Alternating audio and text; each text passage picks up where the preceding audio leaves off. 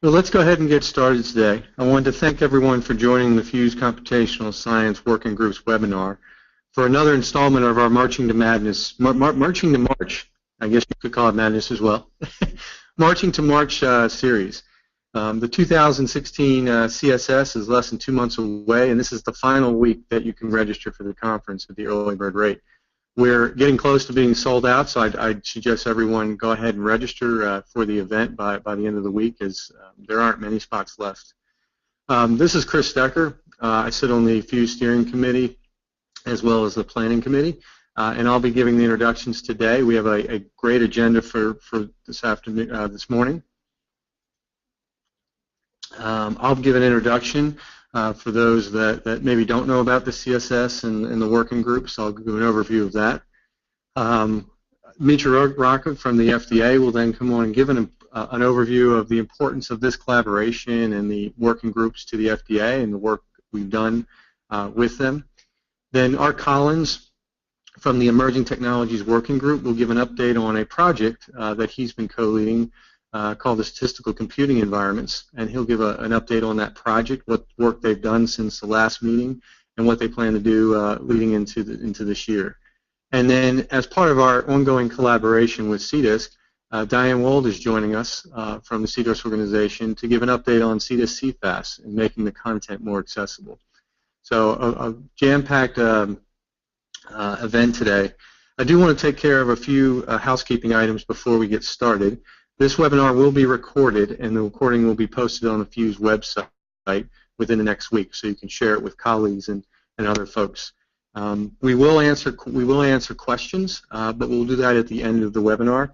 So if you have a question, please enter it at any time in the question box on your GoToMeeting interface. If we are unable to get to your question, we will definitely follow up with the presenters after the webinar and post the answers to the PhUSE website. So again, questions can be entered into that interface at any time. So if a question pops up that you want to ask during any of these presentations, feel free to enter it in there. And at the end, we will attempt to answer that question or follow up with you. So I'm going to start off with just a few slides to talk about the collaboration. So I've given this presentation many times before, and I know there are probably individuals on the phone who've heard it, so I've tried to shorten it down a bit this time to just give quick highlights. So what are the PhUSE Computational Science Working Groups about? Well, it's really about getting people around a table to work on issues and challenges and explore new and exciting technologies and trends, both within our industry and other industries as well. It's about bringing regulatory agencies like FDA, EMA, and PMDA to the table, standards development organizations like CDISC and HL7, and then sponsors and vendors, CROs, other individuals and organizations that will help us work together to kind of solve this puzzle of some of our challenges and issues that we face. The mission, and I know this is something Mitra's going to share as well, is to really provide an open and transparent and non-competitive environment where we can share information and work on making the product development process better. What is the CS collaboration framework? Well, it's very simple. It's a set of working groups that get together and define projects, and then those projects work throughout the year on various deliverables and topics. The focus is to define a scope of work that's reasonable for a volunteer group to do and deliver on that through that working group environment. Then every year in March we have a symposium, the Computational Science Symposium, where we bring the working groups together. We get updates from the FDA on various topics, and we continue to work and define new potential projects that we want to move forward. And all this is under the umbrella of the collaboration. We have 5 working groups right now. The first being optimizing the use of data standards. So this is a group that's the most closely aligned with our CDISC partnership. This is about how we want to implement the standards and some of the areas where we can improve that implementation of the CDISC data standards. Emerging technologies. This is looking at new and innovative technologies such as semantics, visualization, and other areas that might be of interest. And this is one of the presentations that Art will present on today in terms of statistical computing environments. We have a standard scripts for reporting and analysis that's looking at defining standard types of analyses and scripts that would support those analyses. Our non-clinical roadmap and implementation group that focuses on all aspects of delivering non-clinical data, including SEND and other areas. And then our Semantic Technology group, looking at how we can use semantic technology to improve various areas of the clinical process. And then overseeing all of those working groups is a steering committee that makes sure all the groups are aligned and that our communication with other organizations happen and just keeps everything moving along. At this point, we actually have over 30 active projects in different states. Some are very active, some are sort of less active, but we do have a lot of moving pieces and efforts going on within this collaboration. Let's talk a little bit about the event coming up in March. So we have the Computational Science Symposium on March 13th to the 15th. It's a co-sponsorship between FDA and PhUSE. The early bird registration ends Friday, as I mentioned earlier. We are filling up quite fast this week, and so I do suggest if people want to attend that they get in, because we are limited to 300 attendees. It is for those that have been to the Silver Spring Convention Center, it's not a large center, and we're limited by that space. So please sign up now before we fill up and you're not able to attend. We have over 40 posters submitted. So we're excited about that. We weren't able to accept them all this year for the first time, just because of space and budget. But so we're going to have close to 30 posters being presented from both FDA and industry. So it should be a lot of good sharing of information. On Sunday night, we're actually going to, unlike previous years, we are going to start the event on Sunday night. So we will have an opening session starting at 5 p.m. on that Sunday evening. We'll do a welcome, an overview of what the working groups have accomplished, and then each working group will give an overview of their content and what they plan to accomplish in the meeting. We will also have some small workout sessions on that evening to get started. So again, as you're making plans for the event, I encourage everyone to make plans to arrive a little earlier on Sunday to make sure you can participate in this activity. Some new activities. As I just mentioned, the working groups are going to begin on Sunday, so we're going to do some work on that Sunday evening to get prepared and ready to go for the next 2 days. We're introducing a couple of new things, or a rebranded activity and a new activity this year. We will have a Semantics 101 for Clinical workshop. So one of the areas working groups we have is a Semantics working group. And one of the challenges I think they face as a group is really getting people to understand semantics and how it can be applied and used within, the regular clinical development process. And so a couple of individuals from that group have decided to put together a workshop that really provides the layman an opportunity to understand this. I will say at this point that event is already sold out. It was very popular, and so we had to limit it because it is going to be a hands-on workshop. Now, those that are attending, you're more than welcome to sort of sit and observe the event. That'll be on Sunday evening after our opening session. So I do encourage you to attend. I think there's a lot of interest in this area and how we can leverage it. The script repository, the usual scriptathon that we have, we're going to rebrand as a hands-on with the PhUSE code repository and the tool called GitHub for source control. That's on Monday evening, and there's still room in that event to attend. So again, some hands-on activities that we wanted to include in this year's event. We do have a FDA session on Monday morning. Crystal Auer will be facilitating this session, and we have a number of great presentations by our colleagues from the FDA. Ron Fitzmartin is going to discuss the study guidance and technical performance guide. Are we ready? What do we have to do to get ready? And then we'll have a couple of folks from within the agency talk about their experiences to date with the various standards.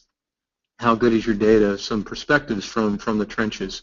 So what they're seeing, the good areas for improvement, and so on. So it should be some really good engagement in those conversations.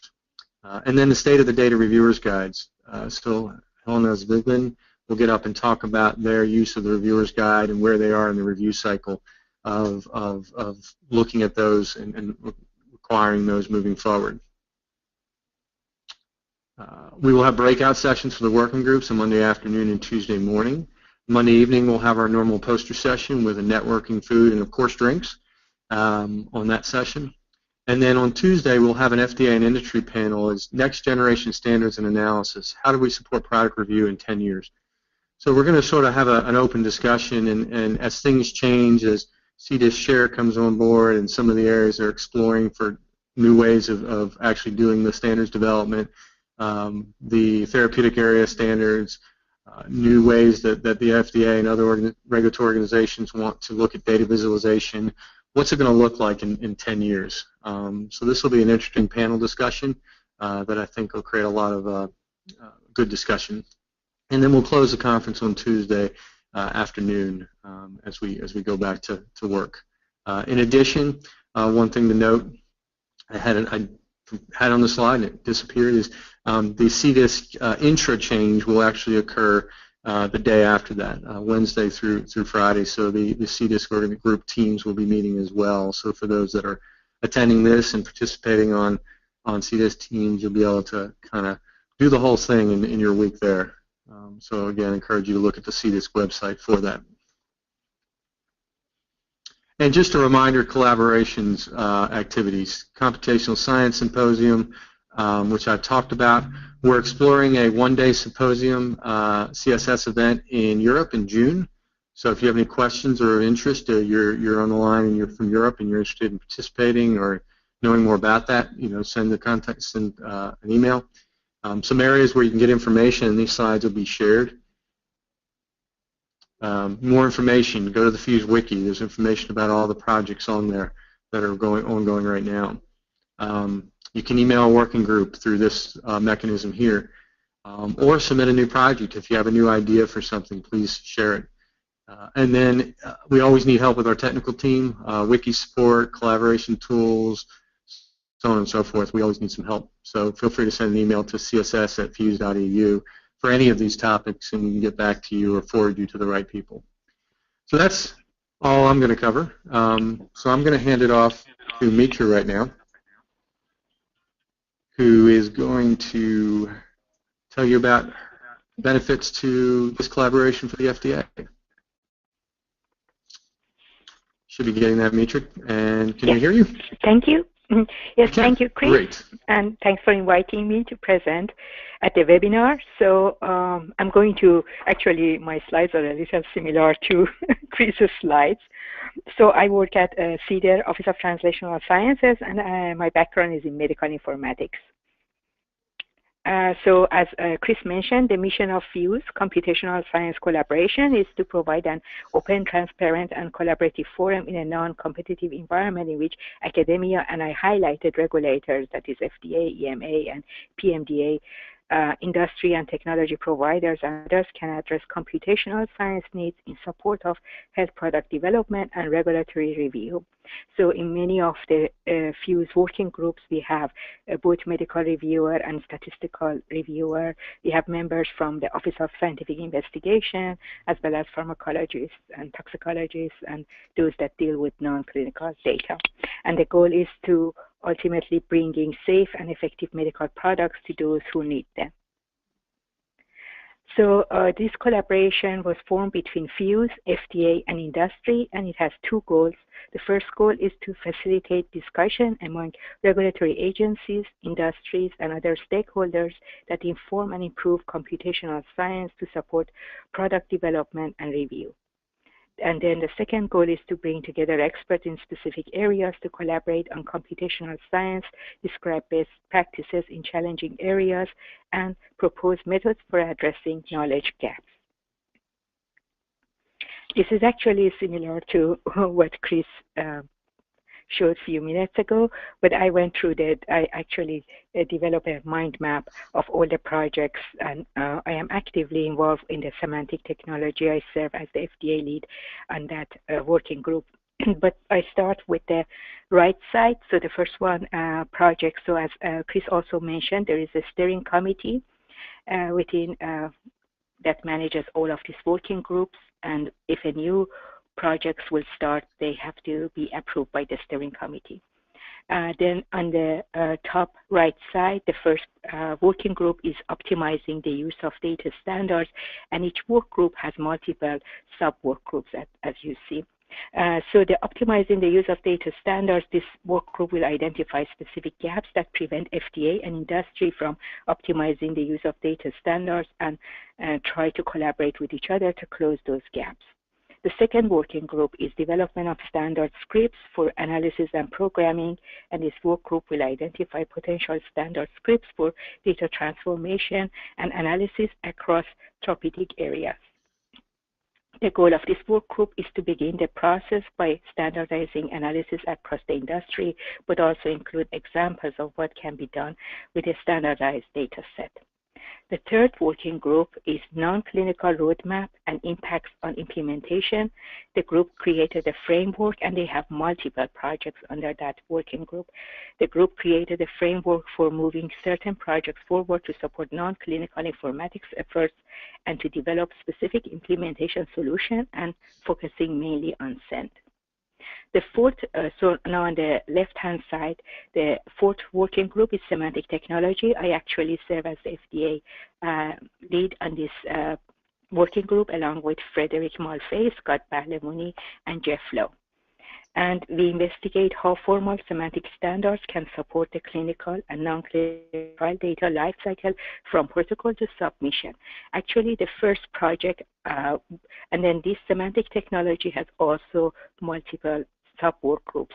And the first one is representing regulations and guidances in RDF, is a project that is led by myself and two fellows that work at FDA with me, and the goal is to take FDA regulations and represent them in RDF.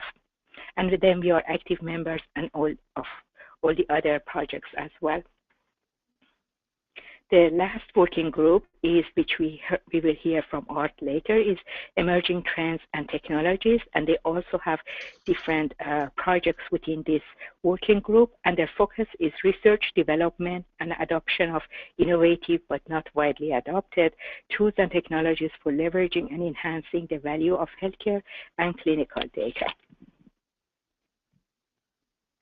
So currently, so if we go back to this mind map, so they are under optimizing the use of data standard, the study data standardization plan that you see here on top, and the ADRG, they are currently under review by FDA. So a SDRG, Study Data Reviewer Guide, and the non-clinical SDRG, that's from the non-clinical working group, that is also being currently reviewed by FDA.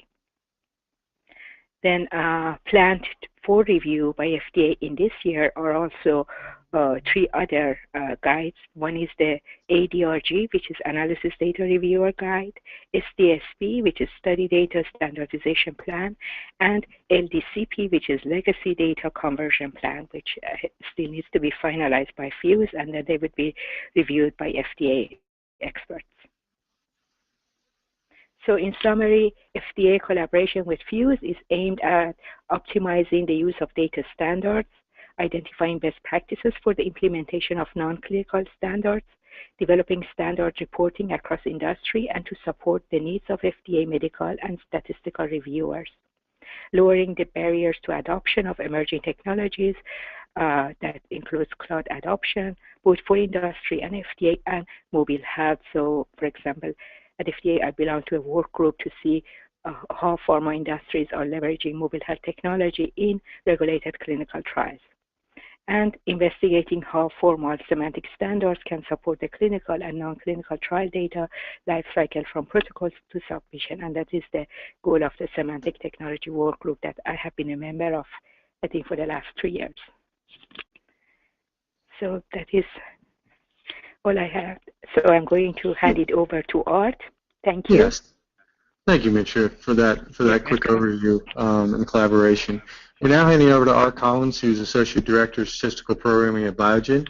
Art has graciously jumped in as a co-lead on this project he's going to present on last year, and it's an exciting but I think challenging topic to gather people around and really talk through. So I'm excited about hearing what the project's been working on.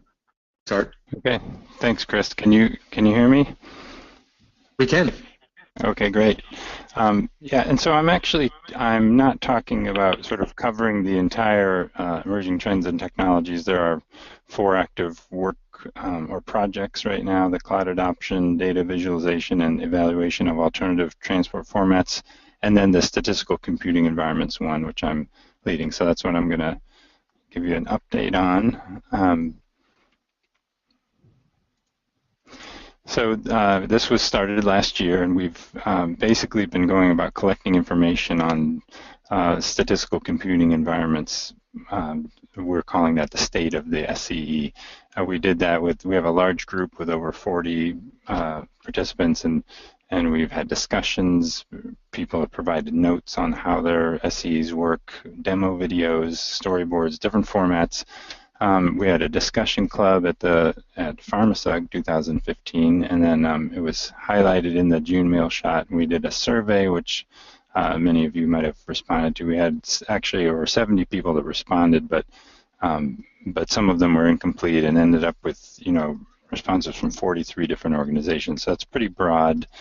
And then we had a discussion club at the PhUSE annual conference, which went well. It added a little bit more to that information. And then we've been working on a white paper, which was our original goal that we had set out, called the State of the SCE, and it's now in a draft state that's open for review. And so I'll show you that in a second. So the basic structure of the paper is we kind of just, in our discussions, kind of try to find categories to talk about the SCE. It's kind of a broad topic, and this is what we ended up with. We have sort of technical infrastructure piece, programming, workflow, and processes, because an SCE isn't just a single application. It's really the entire environment, and there are some applications that try to encompass it all, but it doesn't necessarily mean that. We have interactions with other systems, outsourcing and collaboration, metrics, and project management. There's a word missing there, and then regulatory compliance. So here is the list of all those, those 43 organizations who contributed information to the SCE. So I think that's pretty impressive. I feel like we have a good sense for what's out there. So this is just some basic highlights of what we found that I'm going to go through in the next few slides. As far as IT architecture, everybody that we talked to used SAS. I guess that's not really a surprise, but there were some other things that were used in addition to that, but that was universal. And also it was the use of Unix or Linux. I kind of think of them as interchangeable. In some ways was prevalent. Half the organizations did that. And then deployment on a single global server is the most common, as opposed to having multiple servers, maybe organized within a pharma company by drug program or therapeutic area or something like that, or region. And then 57% were using a system or software, and that's kind of what you might tend to think of as an SCE, but our definition is broader, but we did want to look at those pieces, such as something like SAS drug development or Life Science Hub or Entimice, and so 57% used those. The 22% had some commercially available software, and 35% were a custom in-house developed software. And this is just a little, the survey that we did was on SurveyMonkey, and they have this text analytics, which is it creates those little wordles, and there was one that was interesting, speaking of that software, whether or not it's custom developed or commercially available, some of the words that sort of stood out, and one of the big ones that comes out to me is audit trail. That's a big piece that's kind of, people struggle with, have a hard time establishing and control, and then metadata and data repository. And that's something we're going to get into in later phases of this project, to talk about how you can integrate a data repository and metadata with the SCE. So we also had remote access, VPN and Citrix, most commonly used, no surprise. Connectivity problems were a big issue. We had lots and lots of comments. A lot of these things were open-ended. And so I think if that's something we should look at going forward, is there's some way to address that. That would be a great feature for somebody to include in an SCE product. So let's see, archiving, I'm going to skip down to that. this is something that was kind of a big gray area, but we kind of had some big conclusions there. Is that it's hard to really archive in the sense of taking things off the system and moving them to Iron Mountain or something like that, because most of the times we need to access the data, for many years after a clinical trial is completed. So leaving them on the production system, though, which a lot of people do, risks inadvertent changes. So we saw this idea of having them in a separate system where they're still online, but they have really robust controls around them. Seemed like an ideal way to do it. Then validation and change control. That's a big one, because with the more the commercial systems and more highly developed systems, it becomes very cumbersome, and it can stifle development, and also ending up where users kind of develop workarounds because they don't want to have to deal with the limitations. Training was something we talked about too. It seemed like the best practice there would be to have multiple forms of training, because everybody learns differently, and it's hard to deliver a one-size-fits-all model there. Programming lifecycle version control, that was a big one in terms of just version control, because a lot of the way people handle that, and it has, if you do have robust version control, it has some drawbacks in terms of creating a lot of overhead and using a lot of resources. So we had some recommendations on that. And then this whole idea of an audit trail, it's no agreement on what really constitutes an adequate audit trail when it comes to statistical analysis environments. So that's something that could be developed further. Then dependencies are kind of the biggest gap when people don't have a really robust system in place that they don't manage well. And dependencies, I mean, what I mean is tracing a data set through to every deliverable or every output that comes from it, and so that if there's a change made along the way, you can manage it adequately. Let's see, let's jump over to, I think reproducibility is kind of a big one too, and where a lot of, almost everyone, 83% of the respondents to the survey said they could reproduce analyses, but then an interesting comment that I think is probably shared by a lot of us is that most people have never actually had to do this. They feel confident they could do if they had to, but they've never actually done it. So I wonder if we have some gaps there. And then finally, that this regulatory compliance issue is that, most people feel that their SCE is compliant, but there's a lot of comments that people weren't really clear on exactly what that means, and so that's actually something we want to try to work on a little bit in the future too, kind of developing some recommendations that are more specific there. So what's next for us? We're collecting comments on this paper right now. It's out on the wiki, and I can show you that briefly, and we'll hopefully socialize it and get it sent out in the newsletter, and so that there are easy ways to get to it.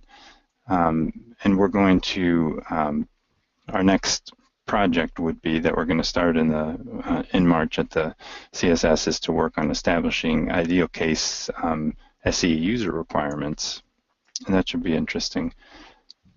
So if you haven't been involved up until this point, if that piece sounds interesting to you, then please join us. So these were just our goals that were stated up front. So you see we're on that next goal right now, phase 2 of producing white paper to establish user requirements for an optimal SCE. And I just wanted to acknowledge that we sort of have a core team, because it's a very large group. So we have a core team of people that's really been meeting regularly and doing the work on summarizing the results. We, Mark Matthews, Steve Madison, John Hurst, Nigel Montgomery, and Olivier Leconte. And Nigel actually sort of recently joined, and both him and Olivier have kind of been able to work together. If anybody has any questions for me at this point, I'd love to take them. Okay, we're gonna push all the questions to the end, so we'll have everybody come off mute. So if you go ahead and hand it off to Diane. So Diane Wald is Senior Director of Standard Development and Modeling at CDISC. Again, we were working closely at PhUSE at partnering with CDISC and had an MOU in place with them, and we work together to support each other in our efforts. So we wanted to give Diane an opportunity to join us on our PhUSE webinar and talk a little bit about what the therapeutic area projects, what's happening, what's changing. I didn't want to steal your thunder, Diane, but I just read your title. Okay.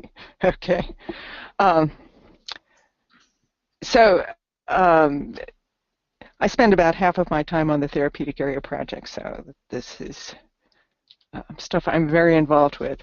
The sort of anybody can find out a certain amount about the therapeutic area projects by looking at the CDISC website on the in the standards area under therapeutic standards. That's where you can download the completed therapeutic area packages. You can see announcements of public reviews. Actually, those are spread all over the CDISC website. And you can track ongoing and planned projects. We have something that's updated a slide that's updated every month that says what we're working on and when we think we're going to reach the next milestone.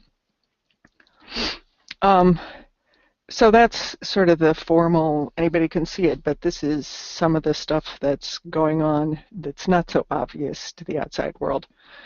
One thing we're working on and hope to complete this quarter is to handle draft domains, and these are SDTM domains, SDTMIG domains, differently. We're decoupling them from the therapeutic area user guides.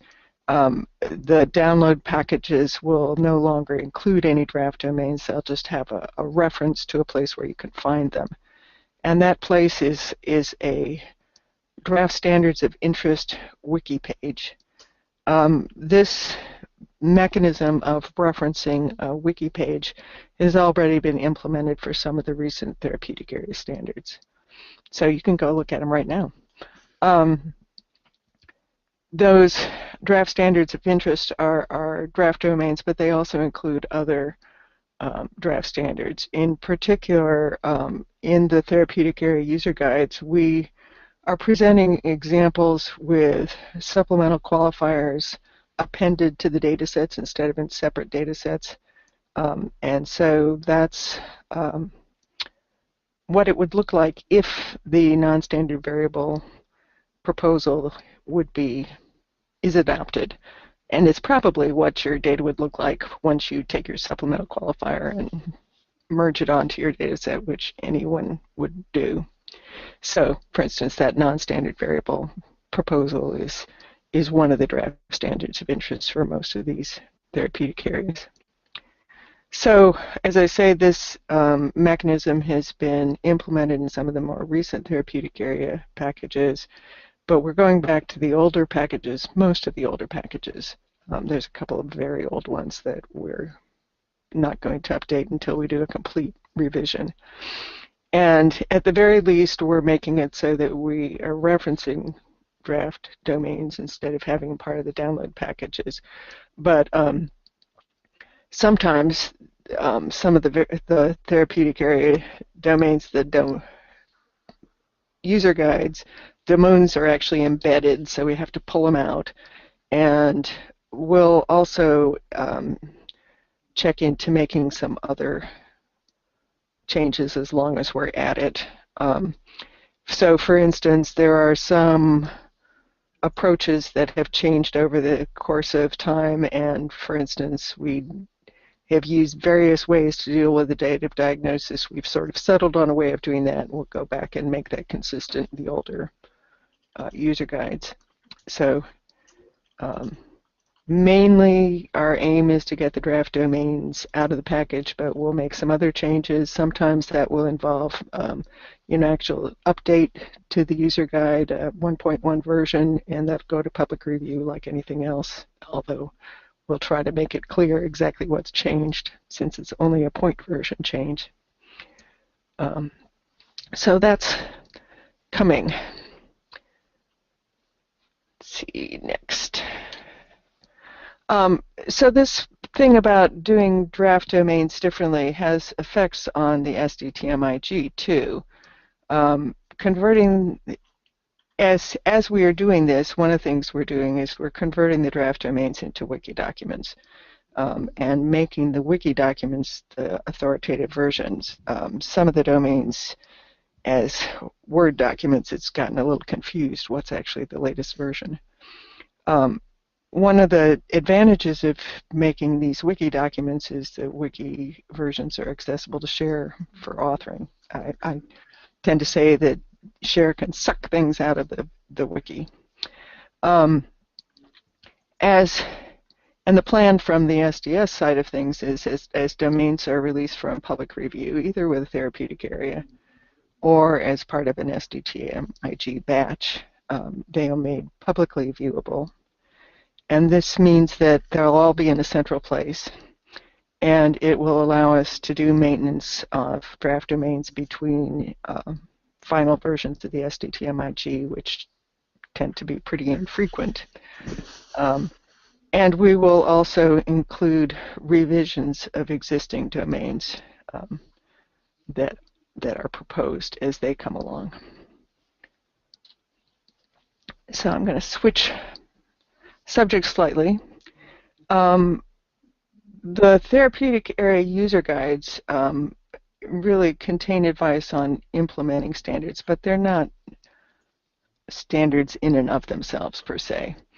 And the FDA looked at them and decided that they were not really suitable for listing in the data standards catalog, but they wanted to acknowledge the therapeutic area standards and have something that they could list. The FDA data standards catalog does list the SDTM and SDTM-IG versions, and it also lists CDISC controlled terminology. A lot of therapeutic area user guides kick off the controlled terminology development, and so that does get into the data standards catalog. But what about the therapeutic areas themselves? What we've done is develop a document called a therapeutic area specification. It was developed with FDA input.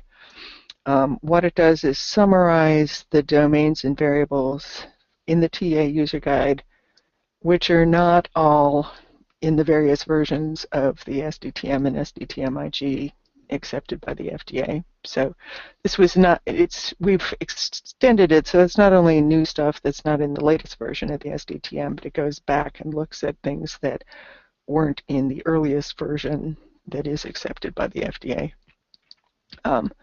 Most of the new, this stuff that's not in some earlier version of the SDTM or SDTM-IG can be handled in those earlier versions using the custom domain and supplemental qualifier mechanisms. So, you know, it's not like, oh, it's new, I can't use it. In fact, this is an opinion that you'd be better off using the custom domains and supplemental qualifiers describe the things described in the TA user guides. Treat them as custom domains or supplemental qualifiers, and that's better than making up your own. So, the first two therapeutic area specifications have been delivered to the FDA. Another couple have been drafted, and we want to complete the backlog of specs for the things that are already out there this quarter. And I just realized that we haven't really worked out our publication plans. These TA specs are useful for implementers. They show you what's different and give you advice on how to handle them. I think that they will be incorporated into the download packages, but I'll have to have that verified. So I'm going to shift topics again. One of the things that we've been doing as part of the therapeutic area projects is developing some principles or best practice for examples. And we started with SDTM examples, and the reason we started this is to give some advice to the therapeutic area project teams, you know, who had not developed examples, and it turns out that's not obvious what the best way to do it is. So we developed some guidance. We formalized a standard structure for examples, you know, gave names to the pieces of the example, and that will allow us to, that standard structure will allow examples to be imported into share, so that's important. And these principles are being used in the therapeutic area user guides that we're currently authoring in the wiki. Now, I said we started with SDTM examples.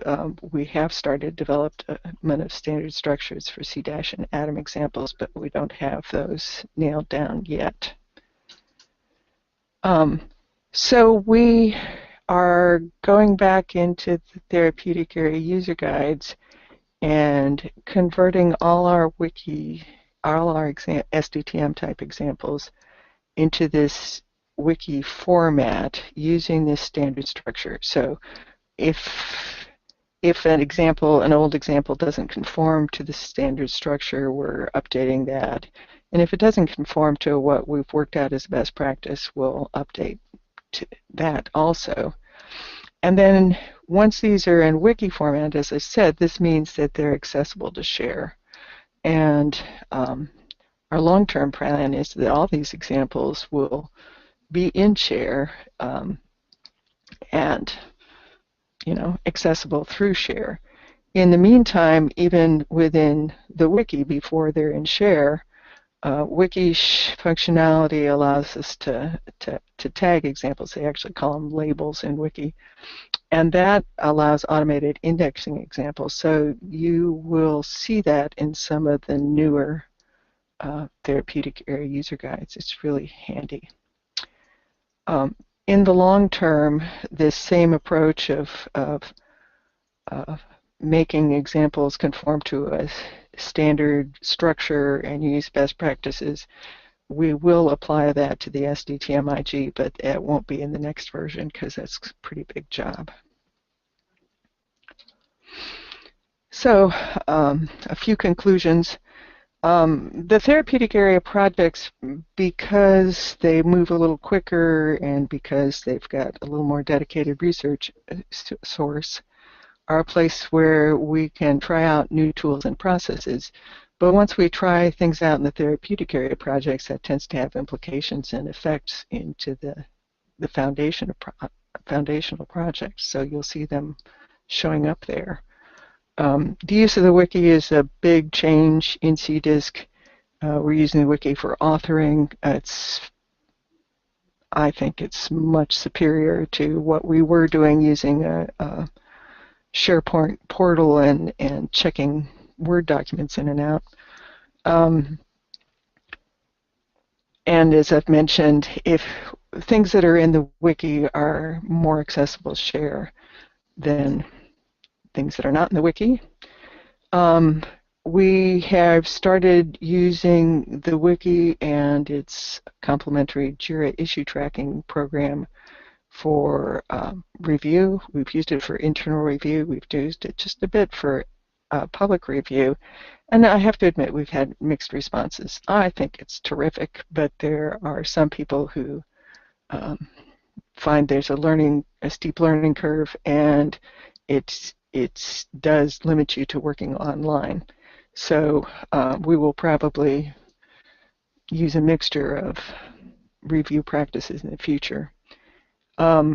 We do expect to be publishing things like therapeutic area standards in the wiki in the future, but we will also continue PDF publication for people who want to be able to print something out. And the final thing, this is some of what's been happening within CDISC, particularly within therapeutic area standards. And if you want to follow, you can look on the website, as I mentioned in the beginning. Anyone can self-register on the CDISC wiki, and that gives you access to a certain amount of stuff. That's where you will be able to see the draft domains, for instance. But if you really want to know what's going on, join a CDISC team.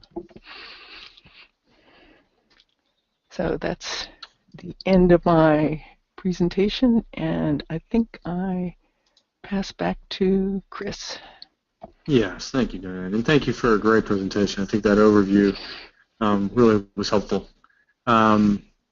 So we're going to open it up to some questions now. We have one or two that have been chatted in on the chat page.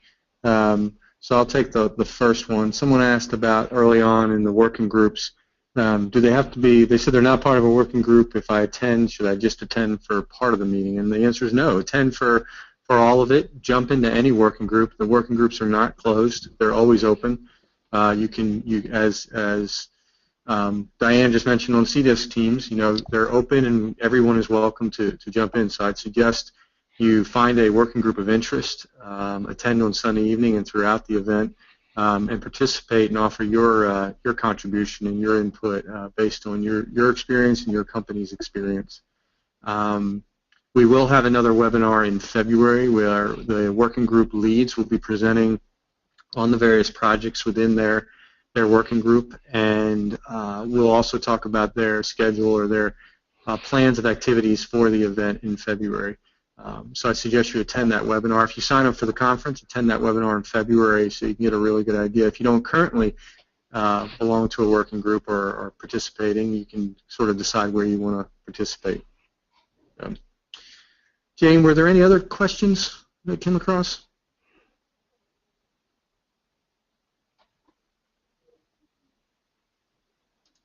Hello, sorry.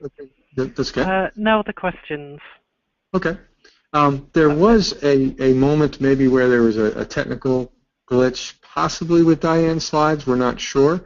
I could see them, but someone else could not. So if for some reason you couldn't see the slides today at any time during the presentation, we will be posting these slides to the PhUSE website under the also the recording and the slides under the PhUSE website in the next week. So again, if you missed them for any reason, technical reason whatsoever, just look for those on the website, and we'll send out an email as well. So if there's no additional questions, I want to thank my speakers today for joining us and sharing that information.